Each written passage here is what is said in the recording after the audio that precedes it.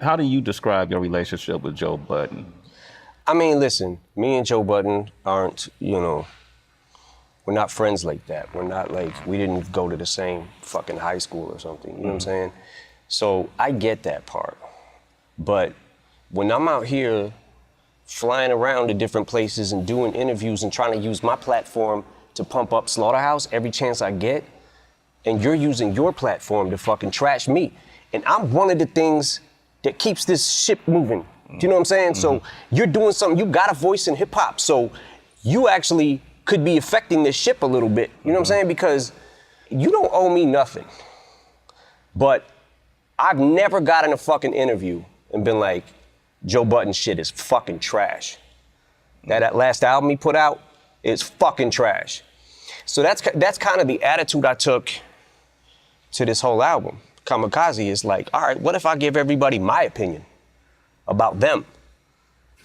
But look, I want to talk about Slaughterhouse because there's a lot of, including myself, people that really feel like the Slaughterhouse saga was unfinished. You know, I know there's a Glass House album that was pretty much completed but never released, right? Where we had left it about 2 years ago was everybody came in and some of the guys in the group picked certain beats. Some of the guys didn't feel those beats, so they liked the other beats. And there was definitely enough songs to put an album out, but for the most part, it wasn't a complete picture because everybody wasn't on the same page of what their favorite songs were.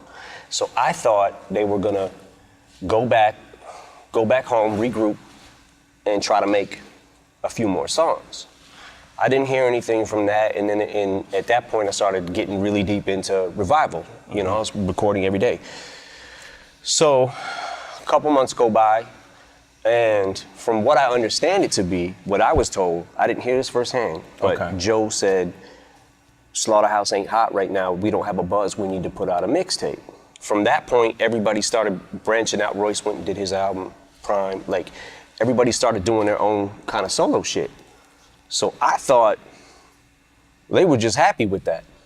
You know what I'm saying? Like, they just wanted to maybe work on their own projects for a while and we would come back and visit this or whatever. When we made the first Slaughterhouse album. The Welcome to Our House? Welcome to Our House. That was another album that I felt like, holy shit, people literally just trashed this. They trashed this album. There was a huge fucking backlash of, oh man, this ain't what we want to hear. It sounds too polished and all this shit. Like, you're critiquing these guys who are fucking wordsmiths. Do you know what I'm saying? Like, so there's a certain type of person that, oh man, I only like the beats. There's a certain type of person that will lean towards lyrics more. There's a certain type of person that will lean towards a voice more. They like better. You know what I'm saying? Like, everybody leans towards their own thing, but I was just like, holy shit. Because to me, the beats were crazy on that album. And only thing I did was added my little touch of like sprinkling music in these tracks and mixing them to try to bring out, the production a little bit. Which I don't even know if I did any actual beats on there on the first album, but all I heard was the backlash that it was too polished. Yeah. So we said, okay, let's do another album and then you guys do what you want to do with it. Which is we left the ball in their court kind of thing. So I didn't want to touch it in the sense of like, other than give my opinions on songs, I didn't want to touch it with my production because I felt like, what if that is the reason that they didn't sell albums? I don't want to hinder that, you know what I'm saying? So we gave him another album, and next thing I know, I hear Joe talking about who got that money, who got what money. Like, he did say, I saw a clip that he put up, an interview with him and Crooked, that he felt like that maybe, perhaps, like he alluded that you and Paul got majority of the money. But the album, I hate to say this because I think the guys are super fucking talented, but the album didn't do much to even recoup the first budget. Then we spent hundreds of thousands of dollars on the second album that never came out. What money didn't you get? I don't know if I made a fucking dime off Slaughterhouse. I don't care if I made nothing. I believed in them. So I wanted them to I wanted them to be huge, man. I really did. I wanted a group that lyrical to fucking just bust through everything. You know what I'm saying? And it definitely hurt my feelings a lot when the album didn't do good, the first album. It was just like, fuck, man. Like when we got CeeLo on the hook of the My Life song, I was like, yo, this might be out of here. What was the meaning behind the line when you said the last hit? I'm paraphrasing. The last hit you got was with your ex-chick. That was what that was. What's that? That was a tap. Just a tap? It was a tap, but he was also saying that his alleged domestic abuse things or whatever, which I'm not gonna get into, but I feel like the reason I had to do that is because, like I said, there's a fine line between saying, you know what, this guy's really been cool to me. He's helped me out and tried to help out on many occasions. So I'm not gonna go in on Untouchable like that. I'm gonna say it ain't for me, I'm not crazy about it, whatever.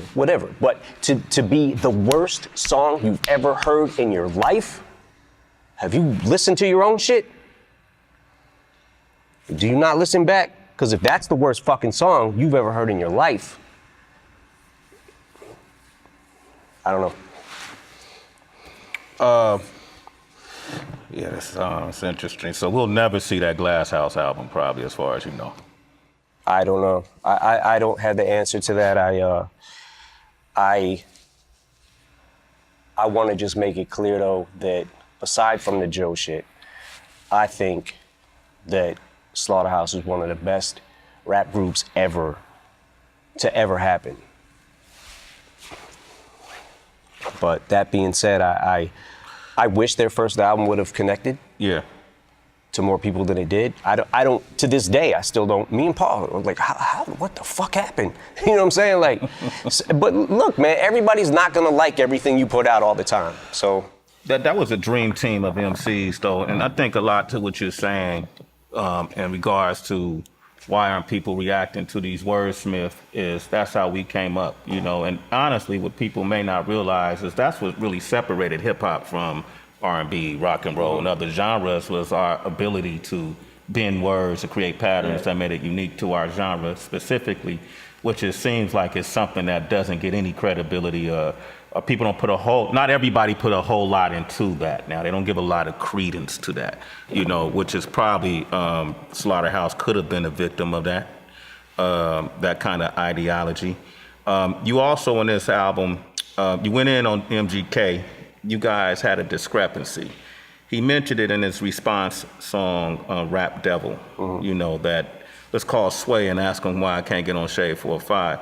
That was in response, so I seen him on the street once, and I didn't know he couldn't come up to Shade at that time, 4-5. And I said, man, come on up, man. And then I had to see him again and say, hey, man, I don't know what the shit is, but until that gets cleared up, there's no way I can have you on there. Yeah. What's the shit with that? What happened? Well, the shit is, just for the record, the thing that was going on that he was saying about my daughter, I didn't even know about that until like literally like a year and a half later.